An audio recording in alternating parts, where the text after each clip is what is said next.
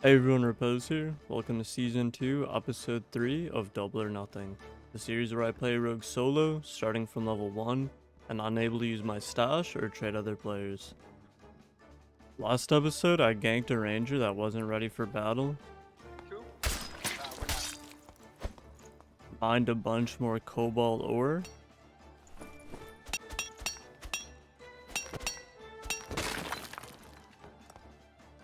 took down this fighter as he was being chased by goblins, and made a narrow escape from this extremely geared rogue. Please enjoy Season 2, Episode 3 of Double or Nothing. And we are back. Welcome to Episode 3 of the series. Last episode, we got the Shadow Hood, which is pretty nice upgrade, and now we have 2 perks, Double Jump and Stealth, and I switched from Rupture to Weak Point for this one. And in this episode, I've got a lot of comments of people saying that the episodes are really short and not to skip through, so for this one, I'm going to try just playing the entire gameplay unedited, no skips and no fast forwarding, and I'll try to fill the downtime with just commentary about the game or other random things, I guess. And yeah, you guys can let me know if you prefer that or if you want me to skip around more, because there is quite a bit of downtime in this game, and yeah, I don't know, in these videos I try to skip through it, but I could just talk about the game or other things during that downtime, so I don't know if people prefer that or, you know, what I've been doing, but I guess, yeah, you can let me know and we'll see. But we are on the ruins now, which I pretty much just call this map the Rogue's Playground, and get flashbang there. Those are kind of brutal. Actually a really cool effect. I like what they did with that. I think the noise lasts a little too long, but actually a pretty cool effect. But yeah, so we're on the ruins, and if you're playing Rogue on the ruins with double jump, and especially if you have a hand crossbow, it is just a completely different game. And the wisps give me a nice ring of resolve there. It's decent. I'll take Will on Rogue. It's not bad. Honestly, an underrated stat. To get the ring, and then I see this other Rogue jump over the wall there. And he has a cloak, which means he's probably kind of geared. So I'm being a little careful. He's kind of just staring at me. I don't know what's going through his head, but seems like he may be plotting something. And I'm gonna avoid that, so I'll just head over here. And as you're gonna see in this video, a lot of people already know, if you played the game, if you played Ruins past day 1, it was just filled with a million rogues just jumping everywhere. Honestly, even as a rogue player, I kind of got sick of the map because the lobbies were just like 15 of the players were rogues, and everyone had a hand crossbow. So no matter where you are, you're just constantly getting shot from a random direction, and it's hard to like figure out where it's coming from. And yeah, just it was fun, but at the same time it just kind of got old, so I actually did prefer the crypts this playtest for sure.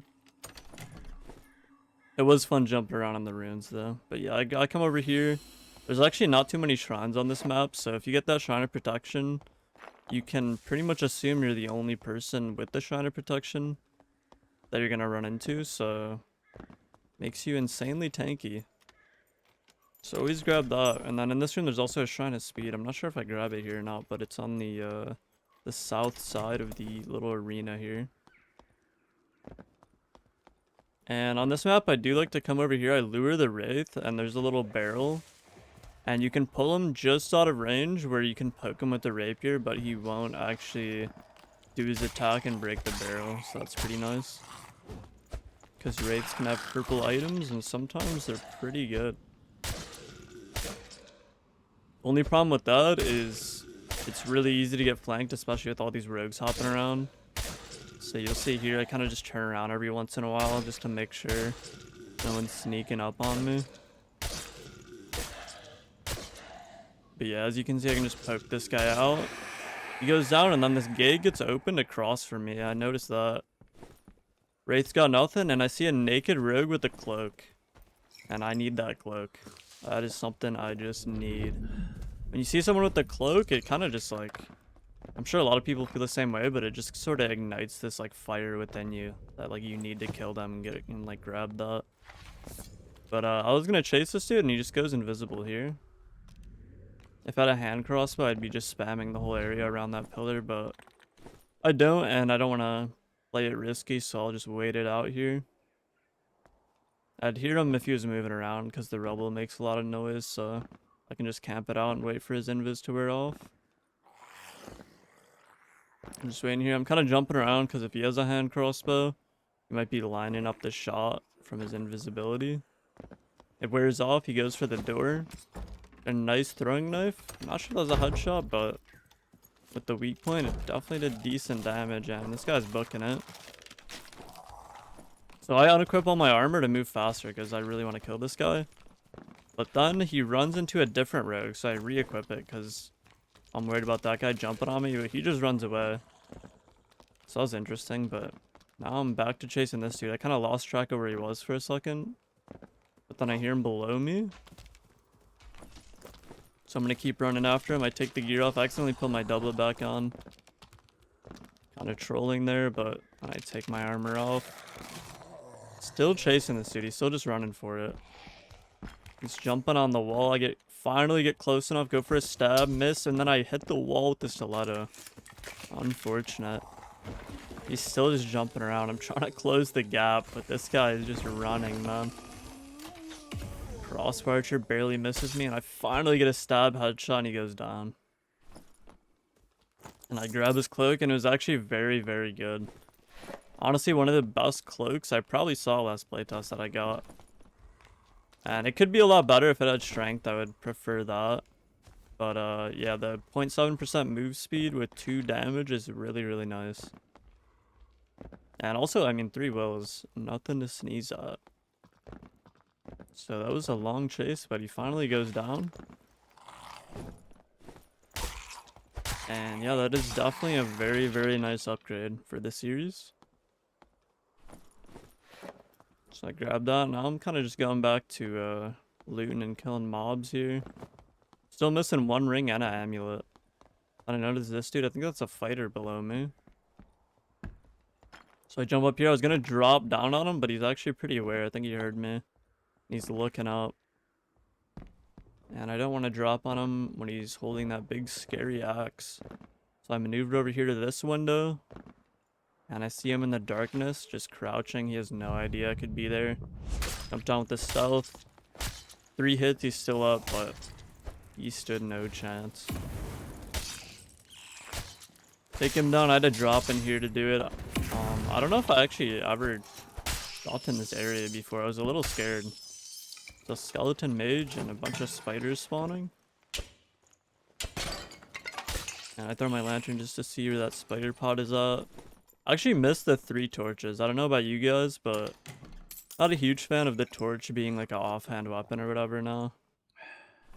Yeah, you can let me know what you think, but I did like having 3 torches. I could just chuck them out, replenish them at the merchants if I threw a couple and I needed more for another run. Well, I mean, it's not a huge deal, but yeah, I was definitely a torch fan. With the lanterns, it's a little bit annoying because you can only throw 1. And then you gotta go grab it, but all good. So I just finished killing the mobs, come up here. It's already pretty late into the game, actually. Only 4 minutes left. And I've been kind of paying attention to the top right this game. And there's been a lot of deaths. So there's probably not too many people left. And I'm gonna try to get on the high ground now. If this circle is closing around the middle, with the double jump, you just get the high ground, and then you can just chill up there and drop down on people whenever you want. It's a really nice position to be in. So there's a portal under me there. I'm just jumping around. I think if I can see or hear anyone. And I hope, honestly, I kind of like the runes, but I actually hope they add some invisible walls. They either got to do that or just remove the double jump, because the map is basically unplayable if you're not a rogue. Speaking of rogues, I see this dude opening a portal, and I think he heard me because the rubble's kind of loud. He just takes it. Unfortunate. think that was the guy at the start of the match with the cloak. Could have been an upgrade, but we will never know. And now I'm just hopping around out of here, trying to see if I can hear someone. Nothing yet. Spot a blue portal over there.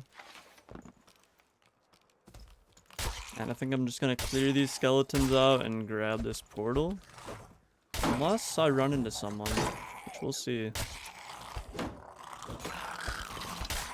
And I've actually never seen that until this game, but I guess because the one skeleton hit the other dude on the shield, the other skeleton like turned around and just hit him in the face with his sword. I don't even know that was a mechanic in the game, but I guess the AI can turn against one another. Didn't know that was even a thing until that happened.